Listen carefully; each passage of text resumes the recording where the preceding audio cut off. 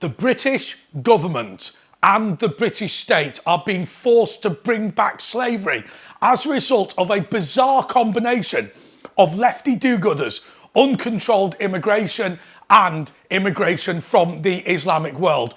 I'm going to tell you today about the way that slavery is back and about the fact that you, the British taxpayer, are going to be forced to pay the slave masters just as you did when we abolished slavery in the Caribbean. I'm going to tell you something. The pathway to hell is paved with good intentions, they often say. Listen to this one, it is a whopper. Hello everyone, this is Andre Walker. Thanks so much for watching this video. Please do subscribe, but more importantly, please donate to the Patriot Fund below. I'm going to send out the Patriot Fund update tonight, and that will include everybody who donates tonight will get that update about what we've been doing with your donations. They really count. Link is below. Okay.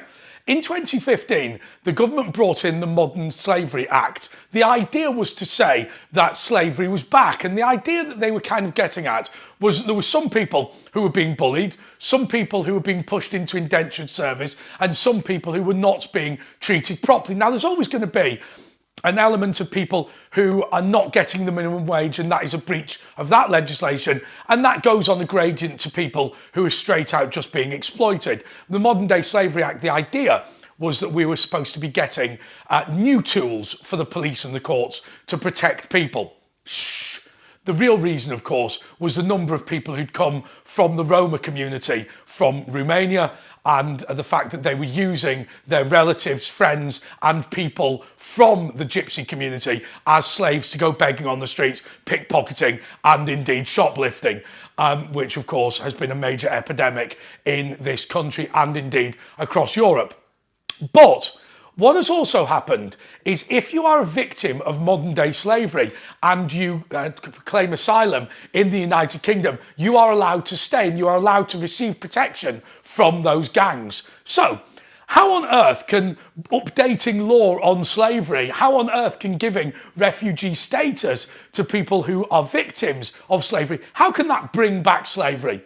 Well, here is what happened, and it's the interesting thing this week with the guy, unnamed Iranian bloke, who'd been thrown out for the one in, one out, and had come back a second time. You remember the guy. He'd come back in, and he had claimed he was a modern day slave. Now, in 4% of cases, which doesn't sound a lot, but numerically it's a large number of people who are modern day slaves, they are allowed to remain in the United Kingdom if they make that claim when they get to Dover. And what are they saying?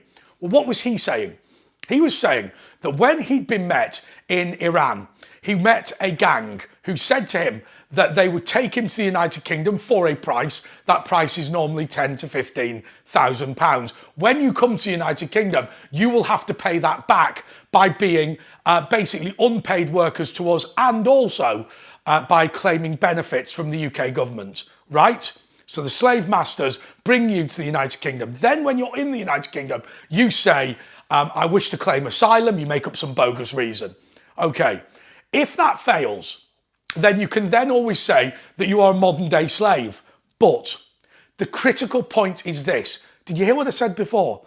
You're a modern day slave in Britain. You are being given the right to remain in Britain because you are a slave who is required to report for work in Britain. It is because in Britain you're going to claim the benefits to pay off your slave master that you're being allowed to stay in the United Kingdom. It's because he is expecting you to work unpaid illegally in Britain that you're being allowed to stay in Britain. Now, I'm going to say to you, wouldn't it make more sense for somebody to say, you need to keep me in the United Kingdom so I can do my job as a slave, to deport them to their country of origin? That would be how you would protect them from being a modern day slave. But instead, we have this ludicrous situation whereby they stay in the UK. And what do they argue? They say, if I get returned to my country of origin, or indeed if I get returned to France, then I will have failed in my attempt to become a slave in the UK, and that will put me in danger.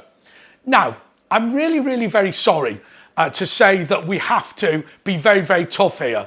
It's almost like when we say we don't negotiate with terrorists.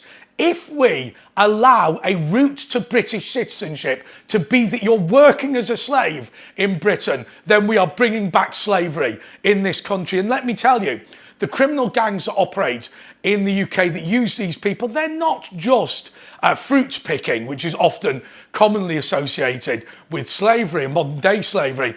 These are drugs gangs, these are smugglers, these are people who work in prostitution.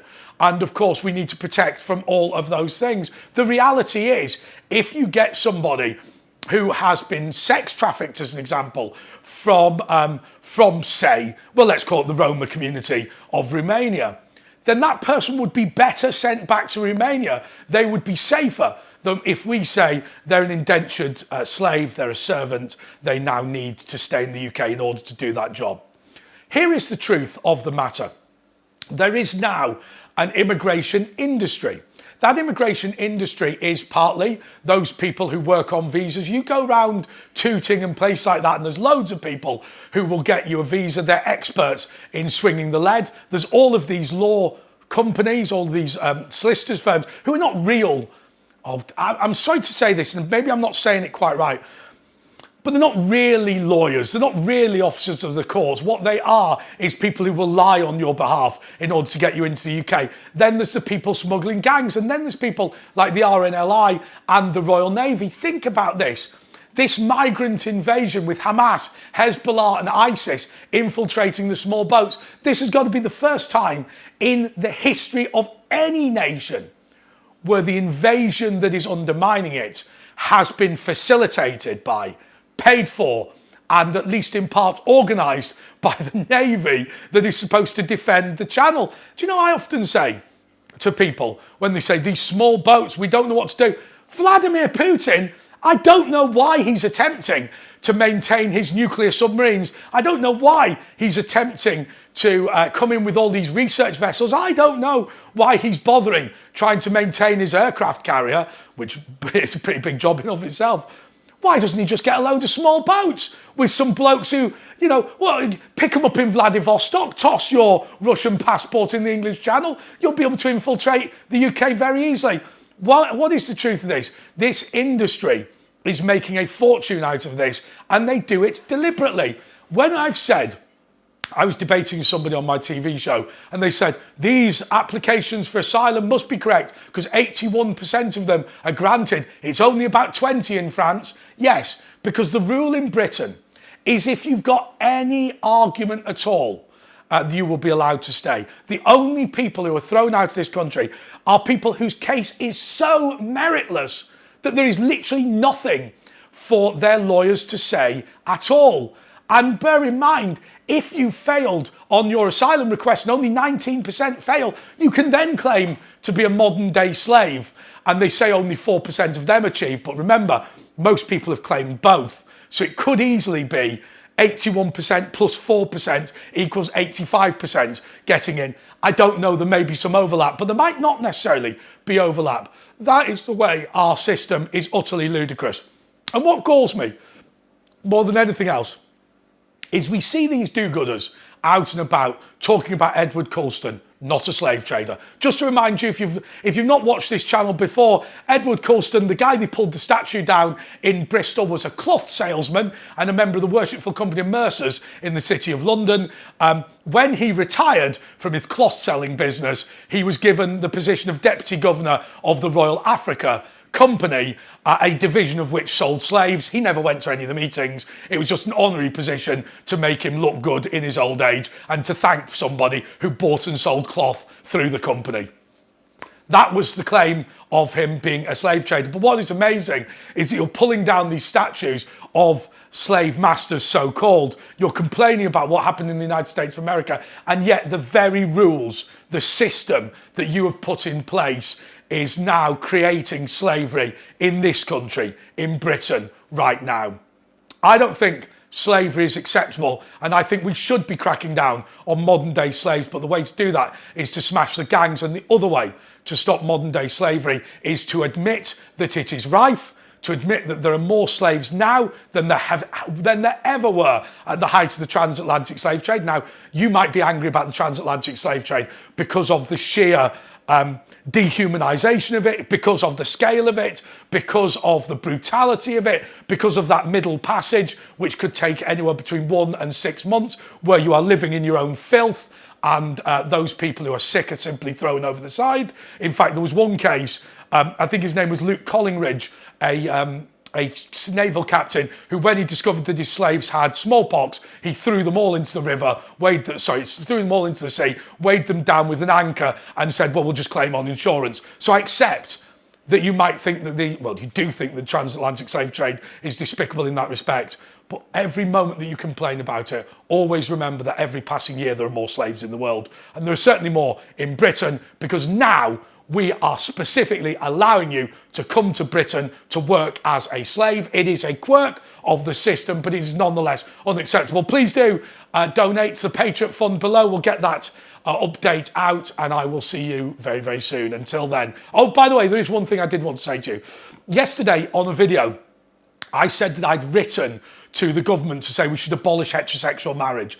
Just to be clear, I think most of you realise this, but just in case you didn't realise, what I was saying is we shouldn't have the state as regulator of marriage. It should be done purely through churches, synagogues, mosques, and all that sort of thing. So I said, don't bring in gay marriage, get rid of state civil marriage. I dream of a day when you can get married in whatever way you want, to whomever you want, and just make it very simple. Registry office if you want, or you can do it in a church. And the reason I say that is because, and I'm sorry to say this, guys, but any man who gets married is completely mad, simply because the terms and conditions of state marriage are so heinous that, and please, women, do not take any notice of this, but there are financial incentives for women to falsely accuse their husband of abuse. Until next time, please do donate to the Patriot Fund. Goodbye.